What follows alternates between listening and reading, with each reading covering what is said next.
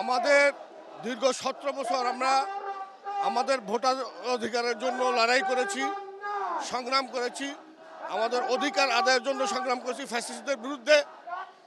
এই ফ্যাসিস্টদের বিরুদ্ধে আমরা সংগ্রামে জয়লাভ করেছি।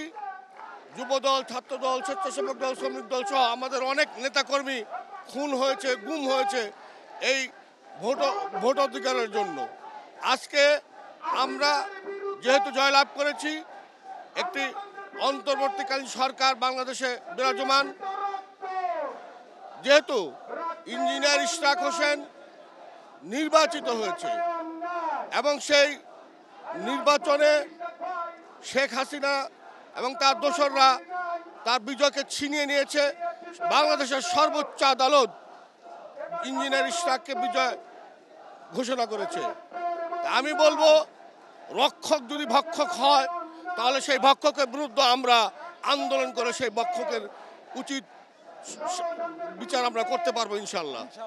তো যাই হোক, আমরা এই ঢাকাবাসী মনে করি ইঞ্জিনিয়ার ইশরাককে, যেহেতু উনি ঢাকার মেয়র, নগর পিতা, তাকে তার আসনে বসায় দেওয়ার জন্য আমি এই সরকারের প্রতি আহ্বান জানাচ্ছি।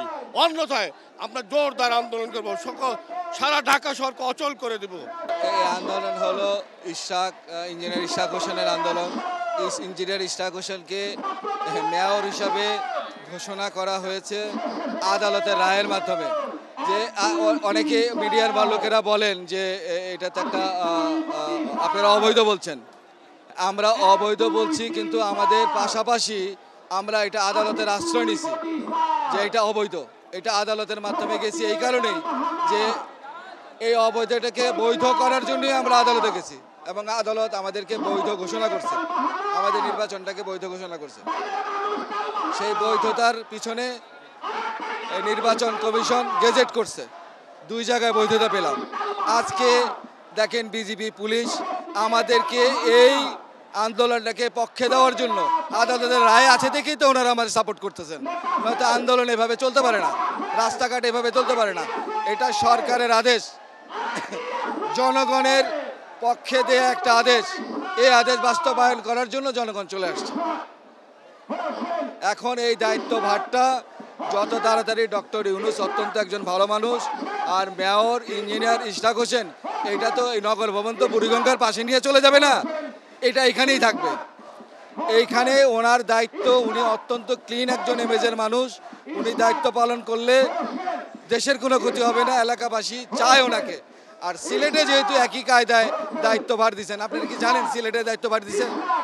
বৈধ দাবি, যেহেতু কোর্ট থেকে ইশরাক হোসেনকে মেয়র হিসেবে ঘোষণা করেছে, তো আমরা এই সরকারের কাছে চাই যে অতি দ্রুত যে ইশরাক হোসেনকে মেয়র দিয়ে তাকে ঢাকাবাসীর সেবা করার সুযোগ দেয়, এটাই আমাদের একমাত্র দাবি। এবং এই দাবি পূরণ না হওয়া পর্যন্ত আমরা মাঠে আছি, থাকবো। আমরা চাই না কোনোভাবেই বৈষম্যর শিকার হতে। আমাদের সাথে সবসময় এই সরকার এবং শেখ হাসিনা সবসময় স্বৈরাচারী আচরণ করে আসছে এবং এই সরকারের কাছে যাতে আমরা কোনো বৈষম্যের শিকার আমরা